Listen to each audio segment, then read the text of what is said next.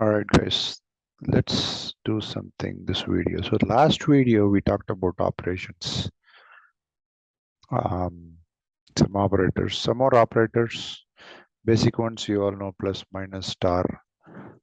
There's one more I'll tell you. This is the exponential, the double star. Say you want to do 2 power 1, you do 2 double star 1. So that's an exponential operator. The other one is a modulus operator, quite commonly used. Um, you want to find the remainder of 7 divided by 3. You use the percentage sign. So that's called a modulus operator. So there's a couple of other operators. Bit on string operations, the same operator plus sign. You know what the way it works. You add two numbers, first having 10, second having 15, add the numbers, you get 25. But if you have it in a string, that gets concatenated. So basically you have the first thing in quotes, second thing in quotes.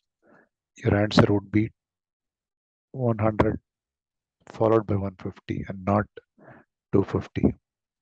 Right, so there's a little bit on the plus sign acting on the string operator. The other one is input. It's an operator, or you can say it's a built-in function. So basically, you want to say something like this. Say you input a name. You say input, within quotes, what's your name? So what happens? This prints whatever is in this code on the screen. So it's like your print statement. At the same time, it takes the value that you store and sticks it in this variable. So it's a dual purpose. So it's a very useful built-in function which basically prints at the same time reads a value too. So a little bit on the operator, um, the exponential, the modulus, and each have this rules. So you can look through the book, and then the input function. So these are quite useful things. So hopefully you liked it.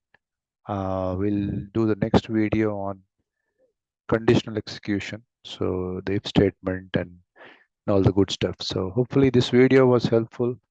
Let me know what works, what else you need. So I'll be happy to add more. And if you do like, please do subscribe. Thank you. Have a great day, guys.